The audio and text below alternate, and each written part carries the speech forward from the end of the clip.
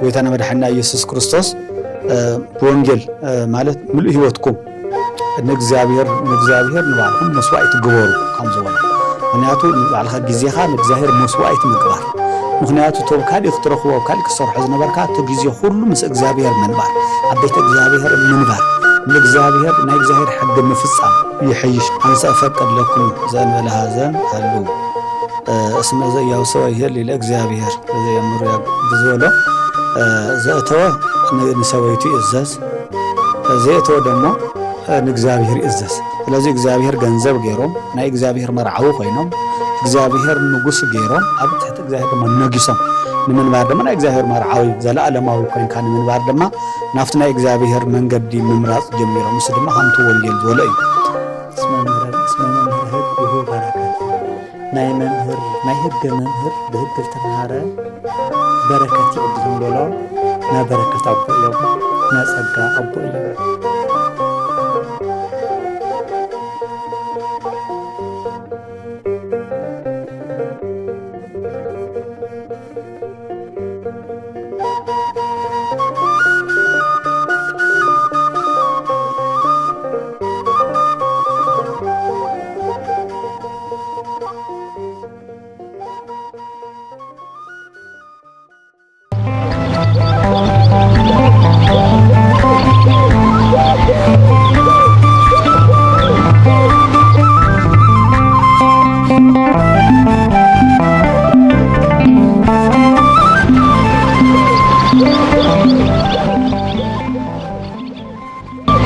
በስመ አብ ወወልድ ወመንፈስ ቅዱስ አሐዱ አምላክ አሜን።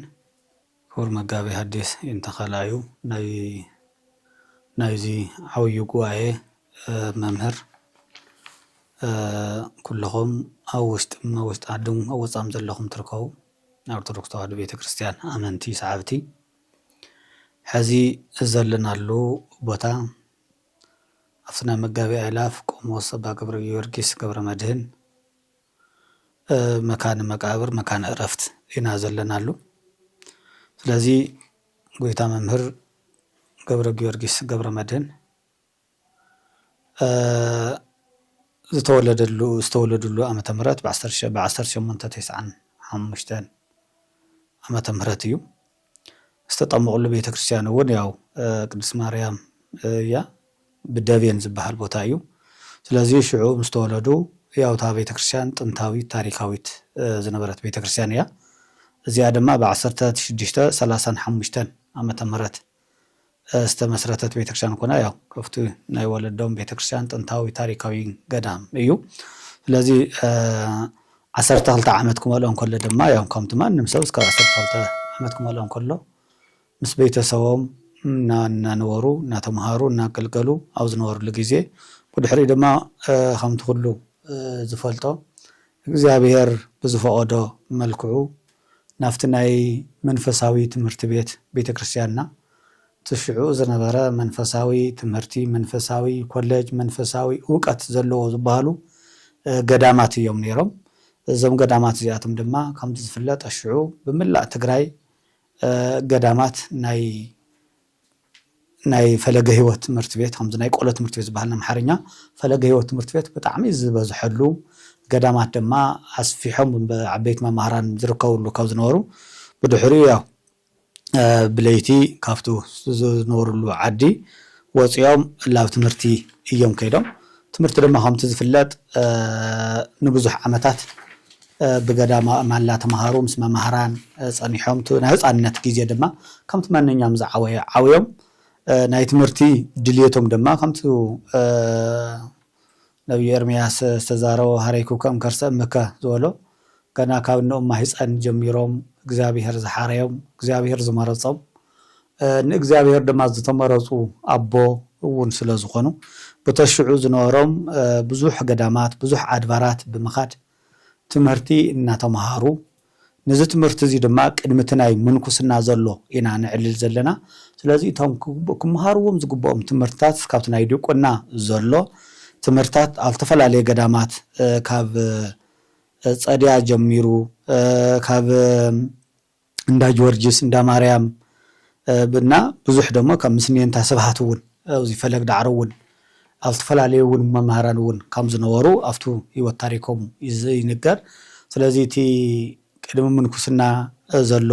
ሂወት ታሪኮም ብጣዕሚ ብዝገርም መልክዑ እግዚአብሔር ጥራሕ ንምንኩስና ተይኮነስ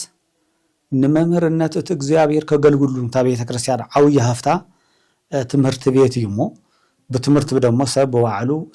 በዋዕሉ ክሰርሕ ተኽኢሉ ሰብ ብዛዕበ ብዝሐሸ መልክዑ ነታ ቤተ ክርስቲያን ኣለዋ ብዝበሃሉ ሞያታት ቢያንስ ከምቱ ዳሴ ማርያም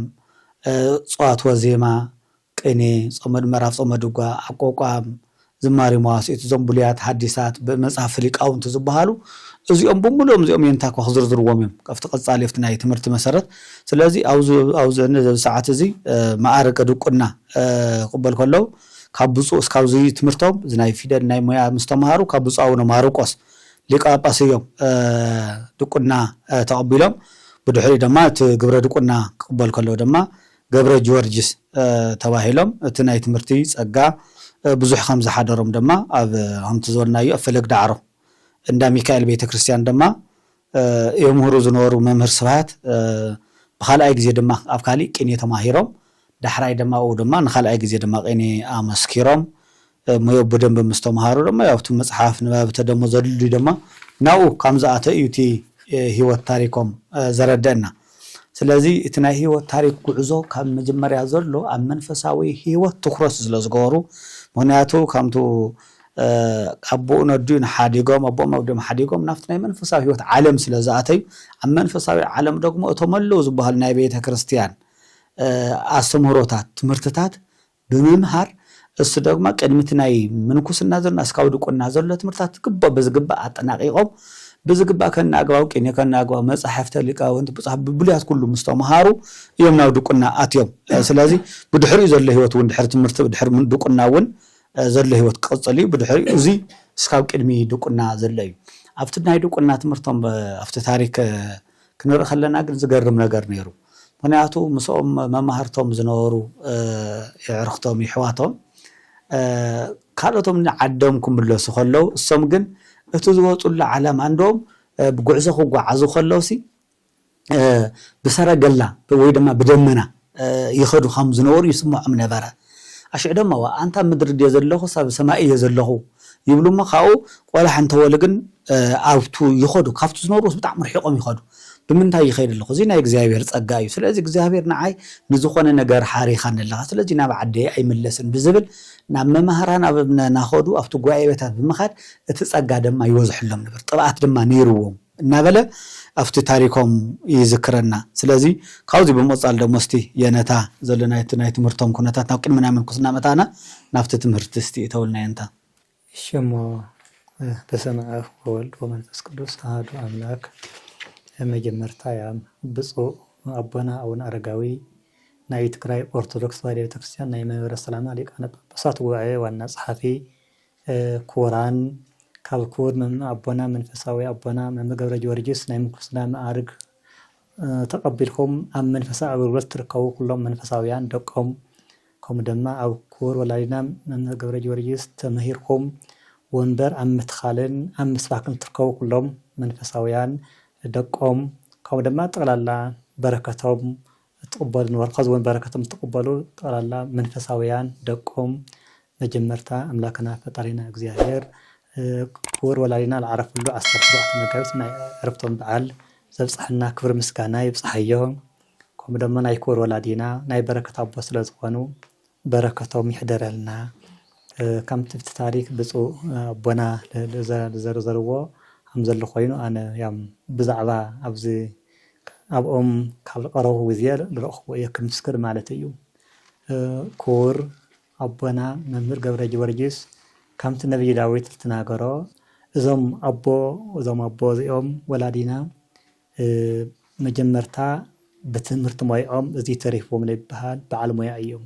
ብፁዕ ኣቦና አቡነ አረጋዊ ዳጥቃስዎ ዳዘርዘርዎ ጸኒሖም ብሉይ ኪዳን ሐዲስ ኪዳን ሊቃውንት እዚኦም ምንም ተሪፎም ለይበሃል ኣብቲ ሸንጉሎም እንሃለው እኳ ንሕና ዝጠፈና ደቆም ዝጠፈና ቀለም ይእርሙና ነይሮም ኣብዚ ቦታ ዝርከብ ናበሉ ይሕብሩልና ነይሮም። ስለዚ ኣብቲ ቀለም ኣመሃርኦም ብጣዕሚ ናይ ፀጋ በዓል ሞያ ኣቦ እዮም። ኣመሃርኦም ድማ ጠባይ ዘለዎ ኣብ ኣእምሮኻ ርድአካ ኣብ ኣእምሮኻ ምልኣቱ ገይሮም ብጠባይ ብስርዓት ለምህሩ ኣቦ እዮም። ስለዚ ክቡር ወላዲና መምህር ገብረ ጀወርጊስ ብሞያ ዙርያ እዞም ናይ መፅሓፍቲ ትርጓሜ ሞይኦም ብሉይ ኪዳን ሓድሽ ኪዳን ሊቃውንቲ ኮይኑ ኣብ ልዕሊኡ እውን ቅኔ ድዩ መፅሓፍቲ ፀዋትዎ ዜማ ድዩ ኩሉ ቤተክርስትያን ዝተምህሮ ትምህርቲ ብምልኡ ዝተረፎም የለይ ብስፍሓት ግን ኣብ ጉባኤ ገይሮም ለምህርዎም እቶም መፅሓፍቲ ትርጓሜ ማለት እዮም። ስለዚ ኣቦና መምህር ገብረ ጀወርጊስ ብዝልጠቐስዎም በዓል ሞያ ቁፅሪ ዘይብሎም ቁፅሪ ዘይክሉ ብዙሓት ሊቃውንት ዘፍረዩ ብዙሓት ሊቃውንት ለስተምህሩ ኣቦ እዮም። ኣብ ቤተክርስትያኑ መምህር ገብረ ጀወርጊስ ኣቦና ዘይተምሃረ መምህር ሰባኪ የለይ። ስለዚ ብዙሓት ተምሃሮ ቃትሪ ለይቲ እናፀዓሩ እናምሃሩ እናስተምህሩ ብዙሓት ተምሃሮ ወንበር ዘርጊሖም ብዙሓት ለምህሩ ዝሰብኩ ብዙሓት እዮም ኣፍርዮም እቲ መክሪቶም ኣበርኪቶም ገብርሄር ተባሃሉ ኣቦ እዮም። ኣፂሉ ክቡር ወላዲና ናይ ትምህርቲ ሞያ ጥራሕ ዘይኮነስ ናይ ልምዓት ኣቦ እውን እዮም ነይሮም። ቃትር ለይቲ ብምሉእ ዙርያ መድሃኒዓለም ዘሎ ዓፀዳት ዝተኸለዎ ባዕሎም እዮም። ካብ ናይ ትምህርቶም ካብ ናይ ብህትውንኦም ትርፊ ዘሎ ሰዓት ኣብ ኣታኽልቲ ተኽሊ ኣብ ኩስኳስ ዝወደቐ ተኽሊ ኣብ ምልዓል ዝወደቐ ተኽሊ ዝደረቐ ከይደርቕ ማይ ኣብ ምስታይ ኣብዚ እውን ኣብ ልምዓት ዝተዋፈሩ ኣቦ እዮም ነይሮም። ከምኡ ወፂኡ ድማ ናይ ብህትውና ኣቦ እዮም። ብፍላይ ክቡር ወላዲና ፀሎት ለዘውትርዎ ዳዊት እዩ። ዳዊት ወንጌል ዮሃንስ ብቃሎም ይደግሙ ነይሮም። ኩሉ ግዜ ካብ ሰብ ተተፈልዮም ዳዊት ይደግሙ ነይሮም። እንደገና ሰብ ተመፂዎም ሰብ ንምሕጓስ ፀሎቶም ኣቋሪፆም ልቲ ሰብ የስተኣናግድዎ ነይሮም። ሓዚን ተመፂኡ ተሓጒስ ይኸድ፣ ኮርይ ተመፂኡ ሰላም ኮይኑ ይኸድ። ቃሎም ማዕድኦም ምክሮም ድማ ለሰብ ሂወት እዩ ነይሩ። ስለዚ ክቡር ኣቦና መምህር ገብረ ጀወርጊስ ናይ ትምህርቲ ናይ ሞያ በዓል ፀጋ ናይ ብህትውና በዓል ፀጋ ከምኡ ድማ ናይ ልምዓት በዓል ፀጋ እዮም ነይሮም። ግርም ወላዲና ካብቶም መጋቢ ኣእላፍ ቆሞስ ኣባ ገብረ ጀወርጊስ ገብረ መድህን ባይታዊ ኣቦና ገብረ ጀወርጊስ ባይታዊ ኣቦና ወላዲና ካብቶም ዘፍረይዎም ሓደ መምህር ብዙሓት ኣብ ትግራይ ዘለው ጠቕላላ ብዙሕ ዓለማት ዘለው ኣብዚ ዘይተምሃሩ ኣብቲ ጉባኤ እዚ ዘይሓለፈ የለን። ስለዚ ሓደ ደሞ ያው ካብቶም ደቆም ሓደ ሓርዮም ነዚ ቦታ እዚ ናተይ ወንበር ተኪእኻ ተምህር ተባሂሎም ተሓላፊነት ተዋሂቦም ዘሎ የነታ እሞ ቃል ሂወት የስምዐልና። ስለዚ እቲ ቅድም ዝበልዎ የነታ ከም ዘሎ ኮይኑ እሱ እዩ። ስለዚ እዚ ተሪፍዎም ዝበሃል እቲ ናይ ድቁና ናይ ኩሉታት ዘሎ ኣብ ትምህርቲ ዘሎ ሞይኦም ከምኡ ኮይኑ ናይ ምንኩስና ሂወቶም ድማ ከምቲ ዝብሎ መፅሓፍ እዩ። መቸም ናይ እግዚኣብሔር ቃል ምንኩስና ሂወቶም እንታይ ይመስል እንታይ ኢልና ቅድሚ ምንኩስና ዘሎ ሂወት ክንርኢና ንእግዚኣብሔር የገልግል ብዝበሎ መሰረት ነቱ ዘይእትዎ ድማ ነቲ እግዚኣብሔር ደስ የብሎ ይሐጉሶ ከም ዝበሎ እሶም ድማ ነዚ ኩሉ ፍቃዶም ኮይኑ እግዚአብሔር ምግልጋል ንእግዚአብሔር ምሕጓስ ምስ እግዚአብሔር ምንባር ይሐይሽ ብዝብል እቲ መሰረታዊ ነገር ገይሮም እዚ ሓሳብ እዚ ብምግባር እዩ ድማ እቲ ምናኔ ምክንያቱ ሰብ ኣብዛ ዓለም እዚ ትርፉ እንታይ እዩ እንተይና ምስ እግዚአብሔር ምንባር እዩ። ምክንያቱ ብዝብል ስለሃምቱ ጎይታና መድሓና ኢየሱስ ክርስቶስ ኣባ ኤፍሬም ሓዲሩ ታምዙ መን ጣይማ መነኑ ኣማን መነኑ ሰማይት ጣይማ ለዛ ዓለም ከም ዘሎ ምክንያቱ ናይዛ ዓለም እዚ ፍቅርን ጣይመን ገዲፎም ናይ እግዚአብሔር ፍቅሪ መረፁ ንዝበሃሉ ነቶም ቀዲሞም ዝነበሩ ብሂወት እግዚአብሔር ንዝመሰልዎ በሰራርሖም እግዚአብሔር ዝመሰልዎ ቅዱሳን ሐዋርያት ናይቶም ኣቦታቶም ኣሰር ተኸቲሎም ብድሕሪ እዚ ድማ እቲ ኩሉ ዘብዛ ዓለም እዚ ሓላፊ ምስ ረኣይዎ ናብ ምንኩስና ሂወት ምኻድ ጀመሩ ይብል። ምክንያቱ ዓለም ኩሉ ሓላፊ እዩ እሞ ምክንያቱ ንሕና ሞት ተሸኪምና ሞት ሓዚልና ንነብር ሰባት ስለ ዝኾንና ስለዚ ሞማትና ድሕር ዘይተርፈናስ ናይ እግዚአብሔር ኮይና ዘይንመውት ናይ እግዚአብሔር ኮይና ዘይንሓልፍ ምክንያቱ እግዚአብሔር ናገልገልና እግዚአብሔር ብዝፈቀዶ እግዚአብሔር ሰናይ ነገር ናሰራሕና ከነገልግለለና ምክንያቱ ክትብል ተለኻ ደሞ ብዙሕ ምስ ኣጋንንቲ ምስ ዘይርአዩ ምስ ኣጋንንቲ እናተዋጋኣና ክንነብረለና ኢሎም ኣጋንንቲ ንሱ ናይ ስጋ ፍትወትና ኣሸኒፎም እቲ ናይ ምንኩስና ናይቶም ዓበይቱ ናይ እንጦት ናይ ንመቃብርስን ተግባር ስራሕ ተኸቲሎም እሱ ምስ መረፁ ከምቲ ኩሉ ዝፍለጥ ሐዋርያት እውን እቲ ዘሎ ሁሉ ገዲፍና ምስ ተኸቲልና ከኽልወት እቲ ዘለዎም ነገራት ንተቐጻሊ ክነብሮም ዝኽእል ነገራት ገዲፎም ምስ እግዚአብሔር ምንማር መረፁ እዩ ዝብል ስለዚ ሽዑ ናፍቲ ቅዱስ ቦታት ምንኩስና ድማ ያውም ትፍለጥ ናብ ደብረ ዳሞ ገዳም ብምኻድ ሽዑ ናይቲ ገዳም ዓብይ ወላዲ ዝነበሩ ጌታዬ ገብረ መድህን ዝበሃሉ ዓብይ ኣቦ ዝበቁ ኣቦ እዮም ስለዚ ዝበቁ ኣቦ ስለ ዝነበሩ ካብ ጌታዬ ገብረ መድህን ድማ ምንኩስና ተቐበሉ ምክንያቱ 40 ቀን ድማ afti ገዳም ብተጋድሎ ብጸንሑ እቲ መከራታት እቲ ሁሉ ዝግባእ ኣብኡ ክገብርዎ ዝግባእ እናሰርሑ እቲ ዝግባኦም ነገራት ድማ እናፈቀዱ ብቱ ዝተማሃርዎ ድማ እቶም ብሉያትና ሐዲሳት ከም ትቅድም ዝበልዎ መምህርና ኣሽዑ እቲ ገዳም ስብል ድማ ስብሃተ ነገር ምክንያቱ እቲ ዝተማሃርዎ እቲ ዝፈልጥዎ ሁሉ afti ገዳም ድማ 40 መዓልትና ምስ ጸንሑ እናማሃሩ ጸንሑ ምክንያቱም ወላዲኦም እውን ብቁዕ እዮም ነይሮም ዝገርም ነገር ምክንያቱም ጌታዬ ገብረ መድህን ናይ ደብረ ዳሞ ኣብምኔት ብጣዕሚ ካፍቶም ኣለዉ ዝበሃል ብቁዓ ነቦ ሓደ እዮም ስለዚ ኣቦም ብቁዕ ስለ ዝነበሩ እቲ ናይ ኣቦም ጸጋ ደሞ ከምኡ ኮይን ደሞ ሰም ደሞ ጌታዬ ኣቦና ድማ ናቶም ናይ ወላዲኦም ኣሰር ብምንኩስና ህይወቶም እሞ ብዝበለጸ መልክዑ ብዝሕሸ መልክዑ ናይ ወላዲኦም ናይ ጌታዬ ገብረ መድህን ማን ስራሕ ተኸቲሎም ግብሪ ተኸቲሎም እቲ ናይ ምንኩስና ህይወት ምክንያቱ ካፍቲ ገዳም መስወጽ ድማ እቲ ቅድም ናውልዎ ነበሩ ካፍቶም afti ገዳም ብህይወቶም ምክንያቱ ብፍልጠት ብእውቀት ብሞያ እዚ ተሪፍዎም ዘይባሃሉ ብመጽሐፍት ብትምህርት በእውቀት ብመንፈሳዊ ህይወቶም ደግሞ ብጸሎቶም ሰባት ዘድሕኑ ብብቕዓቶም ብምኽሮም እዚ ተሪፍዎም ዘይባሃሉ ዝመኸርዎ ሁሉ ናይ ቦታትና ከምቲ ብቕዓቶም ደግሞ ፍሉይ ነይሩ ፍላዩ ዘመን እዚ ዘይንረኽቦም ወላዲ ዘይለው ወላዲ ከምዚ ዓይነት ምኽሮም ጸግኦም ንዝኾረ ሰብ ዘረጋግዑ ንዝተሓጎሰ ደግሞ ዘጽንዑቦ ምክንያቱ ካብ ገጽካን ካብ ኣነጋገራኻን ተሪኦም ዝርዱ ኣቦ እዮም ነይሮም ስለዚ እቲ ምንኩስናኦም ኣብ ደብረ ዳሞ ብ1910 ዓመተ ምህረት እዮም ኣብ ደብረ ዳሞ መንኩሶም ብድሕሪ ድማ ናፍቲ ዝነበረ ድማ ተመሊሶም ናፍቲ ትምህርቲ ምስተመለሱ ድማ ከምቲ ዝበልዎ ቡልያት ከምቲ ዝፍላጥ ደግሞ ቡልያት ያው መጽሐፍቲ ቡልያት 46 መጽሐፍቲ ሐዲሳት 35 መጽሐፍቲ ሊቃውንት ማለት እውን ሃይማኖት አበው ዮሐንስ አፈወርቅ ቅዱስ ቄርሎስ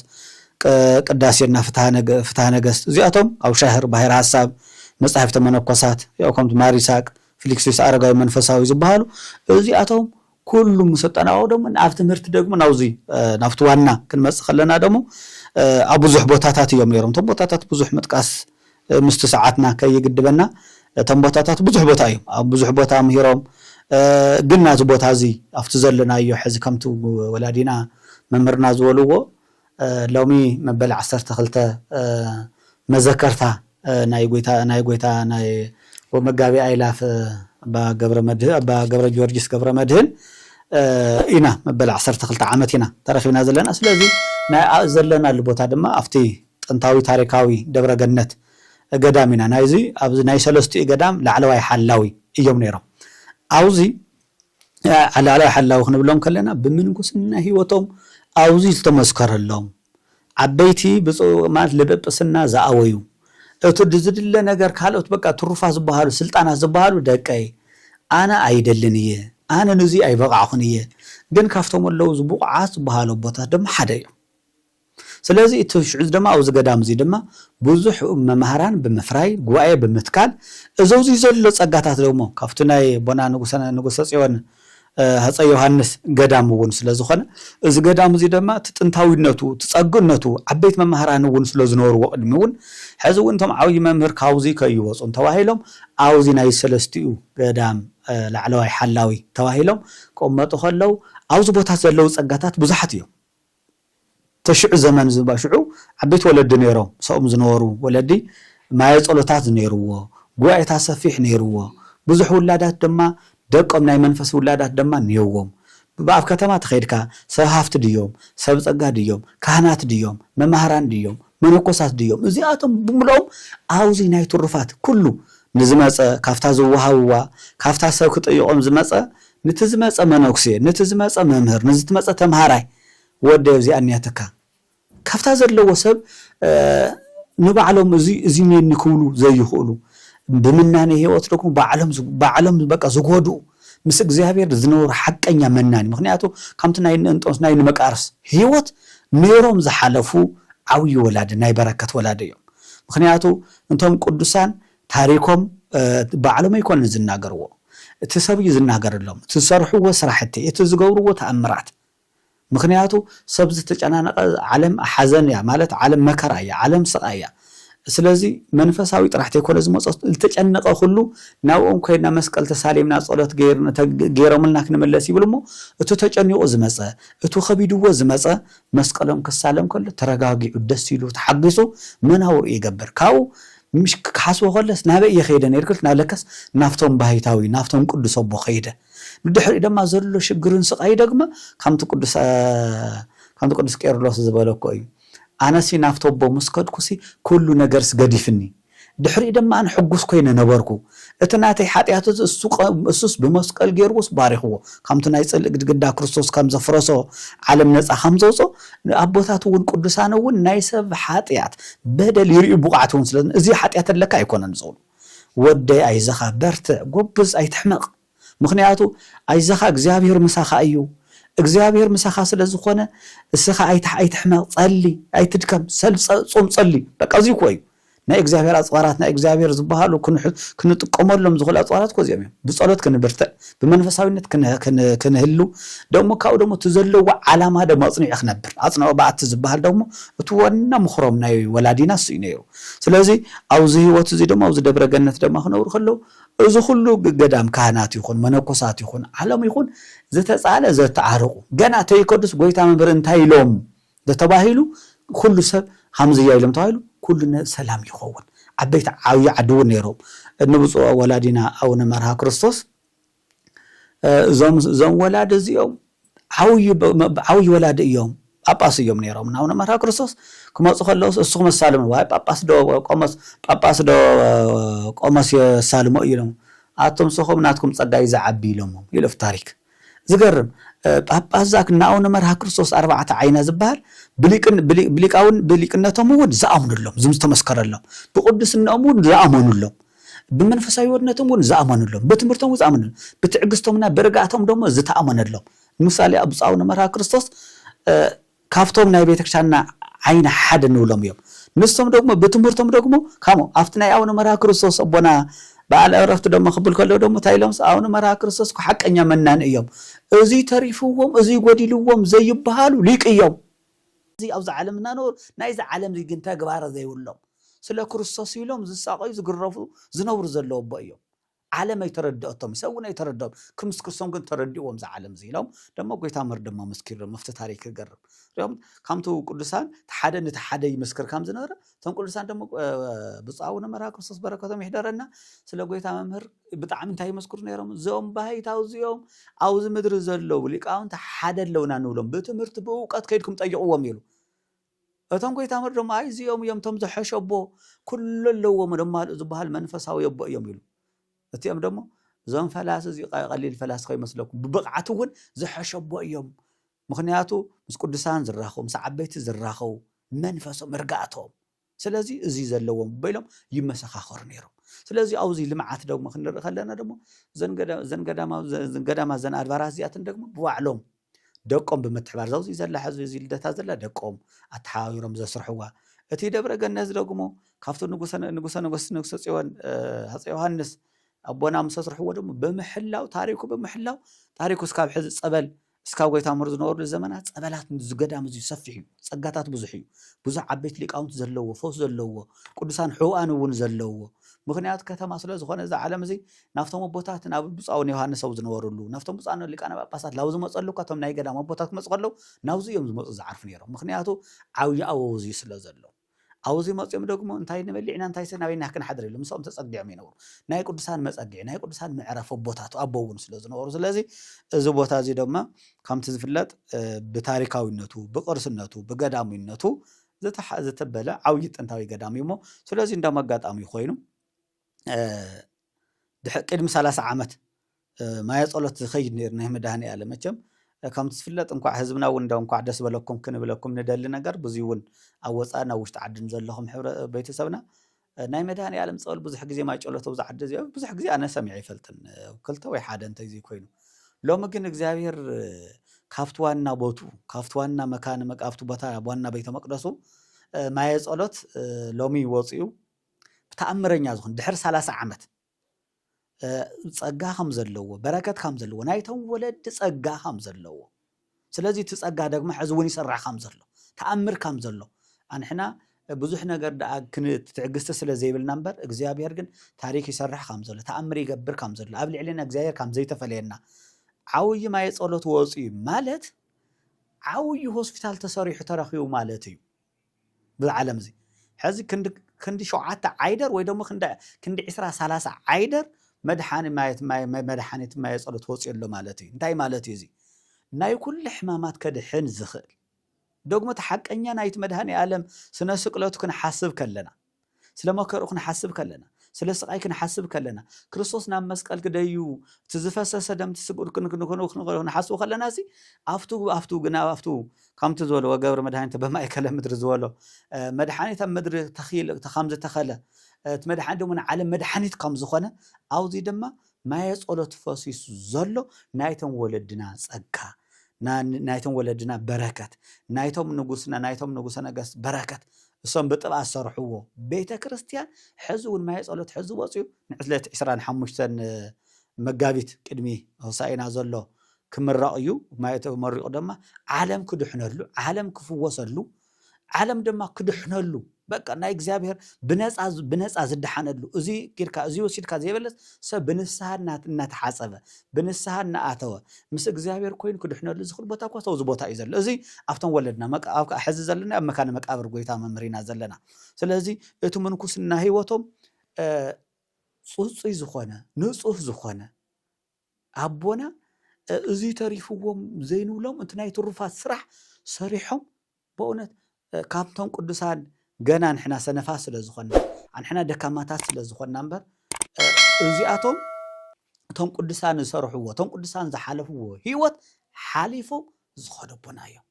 ሞይቶም ይኮን ዓሪፎም እዮም ናፍቶም ኣቦታቶም ናፍቶም አብርሃም ይስሐቅ ናፍቶም ቅዱሳን ደጋግ ዘለዎ ኣቦታት ነው እዮም ከይዶም ዘሎ ስለዚ ጥቕልል ክነብሎ ከለና እዚ ሎሚ ጎይታ መምህር መበል 12 ክንዝክሮም ከለና ብኸመይ ዓይነት እዮም ይዝከሩ ንዝብል ኣብቲ ቀጻል ክንገብሮና ሕዚ ድማ ናብየንታ ክንቀጽል ኢና ናይ ኣወነ ናይ ብፁዕ ኣቡነ መርሃ ክርስቶስ ስለልዎ ዝተባሃለ አጋጣሚ ስለልነበርኩ ኣወነ ብፁዕ ኣቡነ መርሃ ክርስቶስ ተለው ወንበር ኣጎናጺፍና ኣሎ እንዲሃርዋ ላይ ኮነ ዝልጓና ጽፈን ልግበሉ እንኮ ይልግባ ኢሎሞ እስኹም ምስ ትምህርቲ ምስ ቅዱሳን መላእክት ተውግዕለኹም ንሕና ምስተብና ላትጫቃጨና ንውዕለና እስኹም ኣቦና ኢሎሞ ድሓርክ ኣሳልሙን ኢሎሞ እስኹም ተሳልሙ ኢሎም ኣሳሊሞም ነው ማለት እዮም እስኹም ኣቦና ኢኹም ዓብይ ኣቦና ኢኹም ኣብ ጸሎትኩም ይሕደገና ኢሎም ተማሕጺኖም ኮይዶም ማለት እዩ ስለዚ ብፁዕ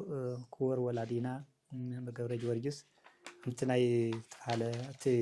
ናልምዓት በልኽዎ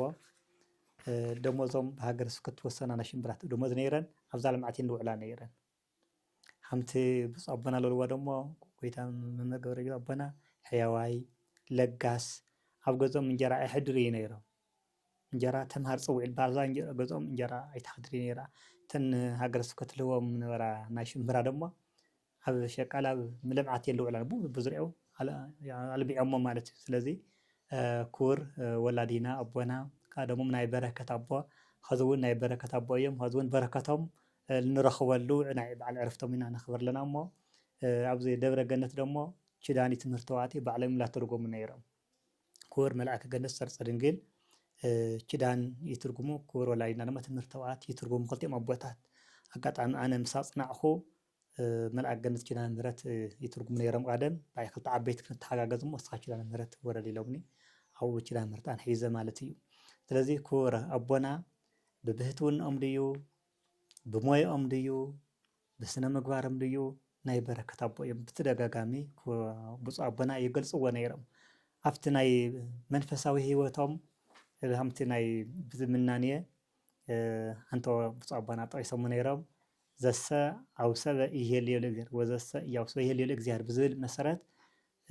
ወይ የምህርለው እዮም ወይ ይጽልይለው እዮም ካብዚ ግዜን ወይ ይሙዕድለው እዮም ልሰብ ይሕሾ ልሰብ ልሕጉሱ ያም ሓደ መዓልቲ እውን ከም ታሪክ ብዓይነ ስለዝነበርኩ ኣብ ዘመነ ጽጌ ላጾሙ እዮም ሓሊፎም ሓደ መዓልቲ ግን ናይ ቦይ በረከት ክረክብ ኢሉ ሓደ ወላዲ መጺኡ ስዒሮም ልኡኩል ስዒሮም ወደይ ለኣኻ ክብል ኩላ ላርሃጽካ መጺኻ ሱቅ ተርወስ ደስ ይብለካ መልኣኻ ክብል ነጋ ክትካየ ኢሎም ላጾም ስእሎም ብሉ ስዒሮም ማለት ሓደ መዓልቲ ነጋ ክትካየ ወደይ ይቀኒለ ኢሎም ስለዚ ሰብ ልሕጉሱ ሰብ ሓዚንቶ መጺኡ ተሓጉሱ ይልከድ ተደናግርቶ መጺኡ ደሞ ተስተኻው ይልከድ እሞ ስፍሕ ብዝበለ ብፁዕ ኣቦና ስለ ዝገለጽዎ እዞም ክቡር ኣቦና ኣብ ኩሉ እግዚኣብሔር ዝሃቦም ጸጋ ናይ ጸጋ ኣቦ እዮም እሞ ከዚ እውን ንብሎ ዝግበአና እዮም ጸጎም የካፍለና ኢና ንብል ቁርባ ደብረ ገነት ኣብቲ ናይ ኣንተ ተጠቐሰ ያም ብፁዕ ኣቦና ገሊጾሞ እዮም እቲ ማየ ጸሎት ብዙሕ ዓመታት ይገይሩ ይወፅእ ነይሩ ልምዓንቲ ግን ብጣዕሚ ኣብ ዝለምቀይ ነገር ብጣዕሚ እናተሓጒስና ስለዚ ኣብዚ ዓዲ ኣለኹም መጺኹም ረእይዎ ናይ ብፁዕ ኣቦና መልእክቲ ተቐቢልኩም ብኣካል መጺኹም ረእይዎ ኣብ ውጭ ዓዲ ኣለዉ ለለዉ ኣሕዋትና ወፃኢ ዓዲ ኣለዉ እውን ፎቶ ልዒልኩም ብቲ ማይ ብደንቢ ተፍሒሩ ወይ ብጀነት ዘመናዊ ዝወፃ ይኮነ ባዕሉ እዩ ነይሩ ባዕሉ ይወፅኡ ስለዚ ባዕሉ ወፃ ምዃኑ እውን ንኩሉ ሓጎስ ስለ ዝኾነ ኣብዚ ዘለኹም እውን ለኣኹልና መጺኹም ድማ ኣብቲ ልምረቐ መዓልቲ ድማ መጺኹም ረእዩልና ነፃ ጥራሕ ሕክምና ዘይኮነ ነፃ ሕክምና እዩ እግዚኣብሔር ዝህበካ መድሓኒት ብነፃ እዩ ለሚ ኣብቲ ሕክምና ታያም ዝኾነ ያም ኩና ንፈልጦ ኢና ነገር ግን ናይ ነፃ መድሓኒት ስለ ዝመፀና ብኣካል ልረኽሞ እውን ሪኢኹም ኣለኹም ለይረኽሞ ደሞ ልክረአይ ስበኩልና ኣብ ወፃኢ ለለ ኩልኩም ድማ ዘመናዊ ጽቡቕ ስለሆነ ለሚ ዘመን ኣልዒልካ ኮፒ ኩሎም ለኣኹሎም ማለት እዩ ስለዚ ፈጣሪና ኣምላክና ኢየሱስ ክርስቶስ ናይዞም ክቡር ኣቦና በረከት ረድኤት ምስ ኩልና ይኹን ኣሜን ወላዲና ቃል ሕይወት ይስምዐልና እቲ ናይ ጎይታ መምህር ታሪክ ብዙሕ ተዛሪብካ ዝውዳእ ኣይኮነን ስለዚ እቲ ናይ መንኩስና ህይወት ከምቲ ቅድም ዝበልናዮ ኮይኑ ብብህትውና ንነዊሕ ግዜ ኣውዚ ኣብ ደብረ መድሃኒት ምዝባዕ ኣብ ደብረ ጽዮን ኣቡነ ኣብርሃም ገራዓልታ ዘሎ ዓብዪ ዓዲ ቅዱስ ሚካኤል ኣቡነ ሊቃኖስ ገዳም ኣክሱም መልፋ ቅዱስ ኪዳነ ምህረት ገዳም ታሞዮ ብዙሓት ገዳማት ብስዋኤ ብጸሎም ዝነበሩሉ ኣቦ እዮም ምስቶም ቅዱሳን ደሞ ብዙይ ብካሊእ ቦታታት እውን ብዙሕ ታሪክ ኣሎ ካልኣይ ክፋል ክንመጾ ኢና ብፍላይ ተጋድሎ ዝብል ቀጻሊ ብፍላይ ካብ ደብረ ሃዘሎ ደብረ እግዚኣብሔር ደብረ ነጎድጓድ ደብረ ኣሰወት ዝበሃል ነጭ ሳዕሪ ዝበሃል እዚኦም ከምስ ጎይታ መምህር ከመይ ዝምድና ኣለዎም እዚኦም ቶም ጥንታዊ ናይ ሕዋኣት ቦታ ኢና ንዘልዒልናዮም ዘለና ስለዚ እዚኦምን ካልኦቶምን ብካሊእ ካልኣይ ክፋል ቀጻሊ እውን ክንኸዶ ኢና ስለዚ ጎይታ መምህር ፍትጥቕልል ክነብሎ ከለና ንእሽተይ ቃርያ ነይሩ እዋ እሺ ስለዚ ኣብቲ ናይ ጎይታ መምህር ዘሎ ብዙሓት ደቂ ዘለዎም ዘፍርዩ እዮም ብዙሓት ገዳማት ድማ ዘለዎም እዮም ደቆም ወላዲ ኣይላፍ እዮም ብዙሓት ገዳማት ብዙሓት ፈለስቲ መነኮሳያት መነኮሳት እንደውም ካብተን ኣለዋ ዝበሃል ገዳማት ናይ ወላዲና ናብ መጋቢ ኣይላፍ ባሕታዊ ገብረ ጊዮርጊስ ገብረ መድህን ዝወለድዎም ዘፍረይዎም ደቆም ብዙሓት እዮም ነዚ ብምዃን እውን ኣብ ዝተፈላለየ ገዳማት ዝነብሩ መነኮሳት መነኮሳያት ኣብዚ ገዳም እዚ እውን ናቶም ኣሰር ተኸቲሎም ኣጽንዑ በዓቲ ሒዞም ምንም በኣገልግሎት እንኳን እንተዘይተቆጸሩ እቲ ናይ ወላዲኦም በረከት ከምቲ ናይ ወላዲኦም ጽንዓት ከምቲ ናይ ወላዲኦም ጥብዓት ሓዲርዎም ኣብዚ ቦታ እዚ ብመከራን ብስቃይን እናነበሩ እቲ ናይ ወላዲኦም ኣጽንዑ በዓቲ ሒዞም እቲ ናይ ወላዲኦም መካነ መቃብር ንጉሆን ምሸትን ንዓጠዩ ቶም ካብ መነኮሳያት ደሞ ነቲ ናይ ወላዲኦም ዝኸውን ደሞ ንዕጣን ዝኸውን ደሞ እናቕረባ እስካብ ዝሕዚ ሰዓት እስካብ 12 ወላዲና ካብ ዝተፈለዩ ን12 ዓመታት ኣውዚ ኣለው መነኮሳያት ኣብ ደገነ ውሽጥን ዘለኹም ኣብ መቐለ ደብረ ገነት ዘለው መናንያት ኣብ ደገ ዘሎ ህዝብና ንሽምብራ ንቆሎ ንዳዊት መጽሓፍ መጸለይ ዝኸውን መቐለ ክትመጹ ከለኹም ዲያስፖራ ኣብ ደገ ዘለኹም ኣብ ዘለኹም ሰብ ሃፍቲ መቐለ ትመጹ እንተለኹም ደብረ ገነት ኣግሊስኩም ኣብኡ ሎ መነኮሳት ኣብ ዳለታ ክጥይቁም ፀዊዕና ንቕርብ ምክንያቱ እግዚአብሔር ኣሚኖም ምስ እግዚአብሔር ዝነብሩ መነኮሳት ኣለው ካብኡ ሕልፍ ኢሉ ድማ እቲ ናይ ጎይታ ናይ መጋቢ ኣይላፍ ባይታዊ ገብረ ጊዮርጊስ ገብረ መድህን ቤተ ጉባኤ እውን ኣሎ ኣብቲ ቤተ ጉባኤ እውን ንመላእ ዓለም ዝሰራጨሉ ዝነበረ ዓብይ ቤተ ጉባኤ እዩ ሕዚ እውን እቲ ቤተ ጉባኤ ድማ ከምቲ ካሊእ ሓገዝ ስለ ዘይብሉ ዝረደእሙ እውን ስለ ዘየለ ኣብ ደገ ዘለኹ እቲ ናይ ካሊእ ቤተ ጉባኤ ሓገዝ ይግበር ከም ዘሎ ሓደ እውን ሓገዝ ከም ዘሎ እውን ይፍለጥ እዩ እቲ ናይ ወላዲና መጋቢ ኣይላፍ ባይታዊ ቆሞስ ኣባ ገብረ ጊዮርጊስ ገብረ መድህን ቤተ ጉባኤ ግን ይዳኸም እዩ ዘሎ ተምሃሪ ኩሉ ወዲኡ ጽዋትወ ዜማ ቅኔ ኣቆቋም ድጓ ተማሂሩ ናብ ቤት መጽሓፍቲ ናብ ብሉያት ናብ ሐዲሳት ናብ ሊቃውንቲ ከኣቱ ከሎ ምስቲ ዕብየት ለሚ ንኽበልዕ ኣብ ስለ ዘይኽእል እቲ ኣጸዋውን ከቢድውን ስለ ዝኾነ ስለዚህ እቲ ጉባኤ ድማ ንኸይመሃር ድማ እቲ ወንጌል ደግሞ ህይወት እዩ ወንጌል ደግሞ ንሰብ መድሓኒት እዩ ወንጌል ድማ ሰብ ዝሰርሕ እዩ ሰብ ዝዕሪ እዩ ወንጌል ህይወት እዩ ህይወት ንኽዘርኡ ድማ ነታ ቤተ ክርስቲያን ሓቀኛታት መምሃራን መፍለቂት ዝኾነት ቤተ ጉባኤ ድማ ትዳኸም ስለ ዘላ ኣብ ደገ ዘለኹም ብዚ ብኣብረክሲስ ሚድያ ትከታተሉ ዘለኹም ኣብ ውሽጢ ዓድን ኣብ ደገን ዘለኹም እቲ ቤተ ጉባኤ ክትሕግዙ ክትረድኡ ምክንያቱ ቤተ ጉባኤ ሕዚ እንተዘይጠናኺርናዮም ቤተ ጉባኤ ሕዚ እንተዘይሓጊዝናዮም ቤተ ጉባኤ ሕዚ ኣለናልኩም እንተዘይልናዮም እታ ቤተ ክርስቲያን እዚኣ ተኸታሊ ሰዓቢ ኣይከልዋን እዩ ወንጌል ድሕሪ ዘይተምሃረ ድማ ሰብ ወንጀለኛ እዩ ዝኾን ገበነኛ እዩ ዝኾን ስነ ምግባር ዘይብሉ ዜጋ እዩ ዝኾን ንእግሩ ናብ ዝመርሖ ናብ ዝተፈላለየ ሃይማኖታት ዝኸድ ዘሎ ዘይተምሃሩ እዮም ስለዚ ዘይተምሃረ ድማ ዓለም ህዝብ መጥፍ እዩ ዓለም እውን መጥፍ እዩ ዝተምሃረ ድማ ብሕጊ እዩ ዝምራሕ ስለዚ ወለድና ብሕጊ መርሕዋ ዝነበረ ዓዲ ብሕጊ ትምራሕ ዝነበረት ብፈሪሃ እግዚአብሔር ትምራሕ ዝነበረት ብፈሪሃ እግዚአብሔር ከምህሩ ከለዋ ቦታትና እቶም ዝተምሃሩ ስለ ዝኾን ዘይተምሃረ መጥፋእ እዩ ዘይተምሃረ ደግሞ ላብ ዘይኮነ እዩ ዝወስድ ወንጀል እዩ ወንጌል ኣይኮነን ወንጀል ዝሰርሕ እዩ ስለዚ ንዚ ዓለም እዚ ዓለም ደግሞ ቅድሚያ ትቀድመና ስለ ዘላ ስለዚ እዚ ቤተ ጉባኤ እዚ ክብሪ ወላዲና ተረኪቦሞ ስለ ዘለው ሕዚ ፅቡቅ ንርኢ ኣለና መነኮሳት ይመሃር ኣለው ሊቃውንቲ ይመሃር ኣለው ካህናት ይመሃር ኣለው ካልኦት ይመሃር ኣለው ግን እቲ ጉባኤ ሰፊሕ ከምቲ ናይ ቀደም ናይ ወላዲኦም ኣሰር ተኸቲሎም ከፍ ኢሎም ኣብዚኣ መዓለም ዘይተረፈ ንዞም ተምሃሮ እዚኦም ናይነታ ኣድራሻ ስልክ ቁፅሪ ኣብቲ ሕዚ ንዛረቦ ዘለና ኣብቲ ማሕበራዊ ሚድያ ብኣብረክስ ሚድያ ክንገብረልኩም ኢና እንታይ ከም ዘድሊ ንወላዲና እናጠየቅኩም ክንደይ ተምሃር ኣለኩም ክንደዚ ዶ ክንልእኸልኩም ኢልኩም ቀጥታ ናባዕሎም እንታይ ሓጊዝናዮም ናይቶም ወላዲና እውቀት ቅድም እናበልና ነበርና ቡልያትን ሐዲሳትን መጽሐፍ ሊቃውንትን እዚ ኩሉ ተሸክም እዚ ተሪፍዎም ዘይባል እዚ ደሞ ንመን የመረኪቦም እዞም ወላዲና ተረኪቦም ወደም ረኪቦም ኣሎ እዚ ድሕር ኮይን ድማ ህዝቢ ክድሕን እንተኮይን ድማ ብወንጌል እዩ ስለዚ ነዚ ድማ ክትረድኡ ብዙይ ፃውዒትና ነቐርብ እቲ ካሊእ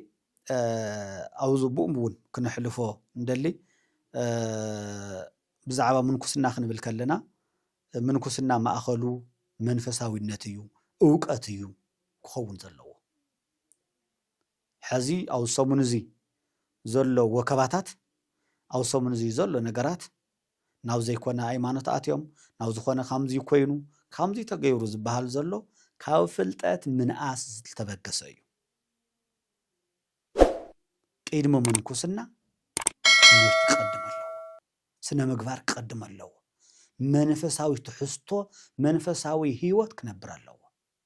ፍቅረ እግዚአብሔር ክህል ኣለዎ እቲ ትነብረሉ ህይወት ንሰብተ ይኮንካ ትነብረሉስ ንባዕልኻ ስለ ዝኾንካ ምስ እግዚአብሔር ንባዕልኻ ነርካ ኢኻ ሰብ ክተድሕን ትኽእል ንባዕሉ ከድሕን ዘይኽእል ንሰብ ከድሕን ኣይኽእል ስለዚ ናይ ወላዲና ኣሰር ዝኽተል ተኮይነው ድማ መነኩሴ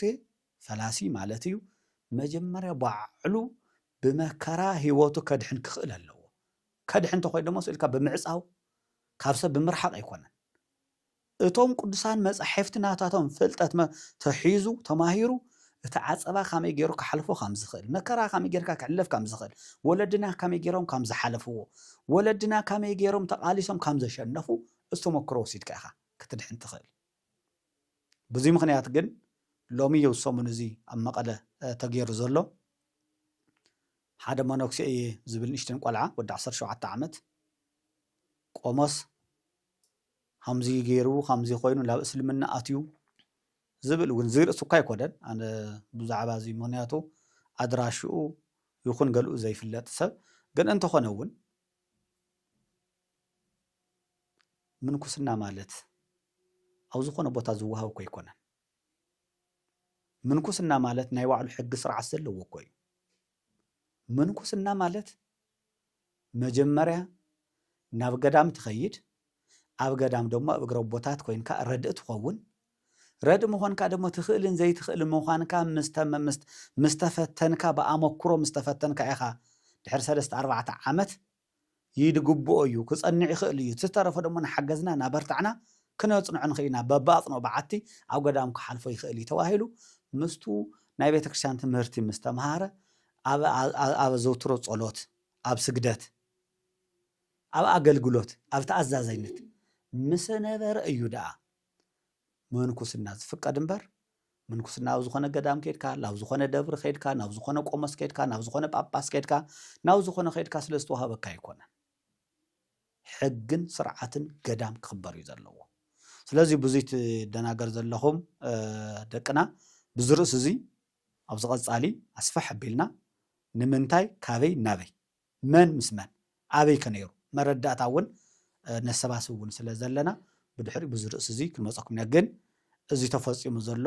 ንእሽተይ ቆልዓ ገና ዘይበሰለ ገና ናይ እርድእና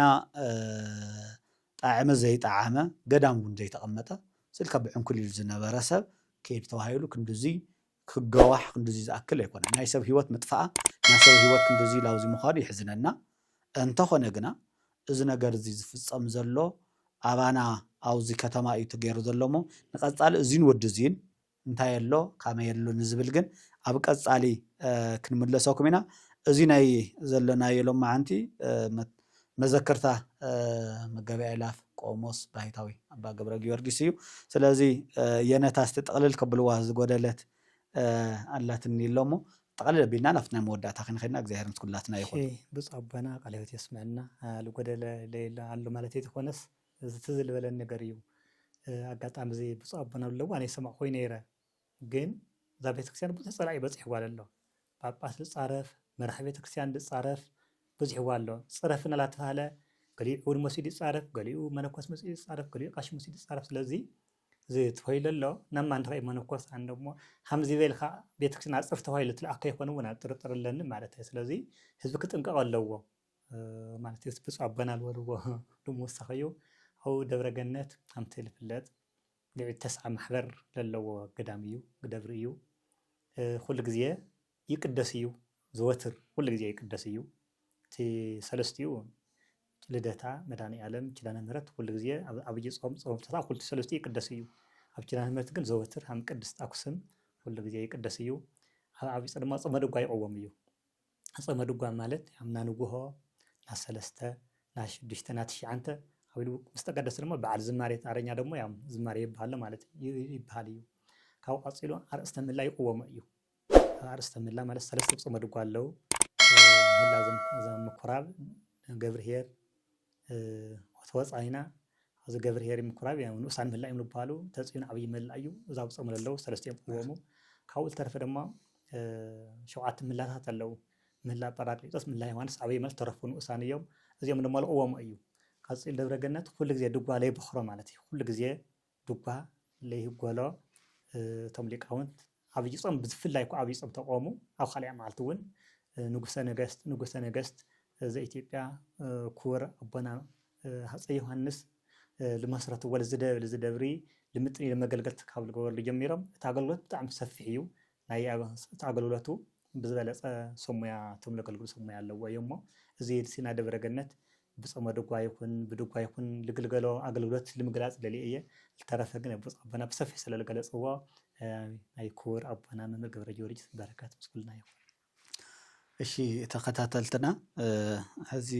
ተከታተልና ዘለኹም ብኣብረክሲስ ሚድያ እዩ ያው ኣብረክሲስ ማለት ግብረ ሐዋርያት ማለት እዩ ስለዚ ሚድያና እውን ሕዚ ስለ ቤተክርስትያንና ወቅታዊ ጉዳይ ብፍላይ ከምቲ ዝፍለጥ ጥንታውያን ገዳማትና ታሪካትና ሓድግታትና ኣብ ምህዋፅን ኣብ ምብፃሕን ዘላ ሚድያና እያ ስለዚ ነዚ ሚድያ እዚ እውን ክትከታተሉ ምእንቲ ተበፃሒነት ክህልዎ ጉዕዘና መንፈሳዊ ሂወትና ናብ ኩሉ ክንጓዓዝ ከለና ሰብስክራይብ ሼር ላይክ እናገበርኩም ነዘይ በፅሑም እውን ክባፃሕ እናገበርኩም ሚድያ ሓይሊ እዩ ሚድያ ጉልበት እዩ ስለዚ ሚድያ ስለ ዘለ እዩ ሕዚ እውን ታሪክ ነዘንትው ዘለና እሞ ስለዚ ሚድያኹም ናይ ኩላትና እያ ስለዚ ንዕብያ ንሓግዛ ምክንያቱ ስኻትኩም ገንዘብ ኣይኮነን ትሕግዙ ብታ ዘላትኩም ኣብ ሞባይልኩም ሰብስክራይብ ላይክ ሼር ብምግባር እዚኣቶም ደግሞ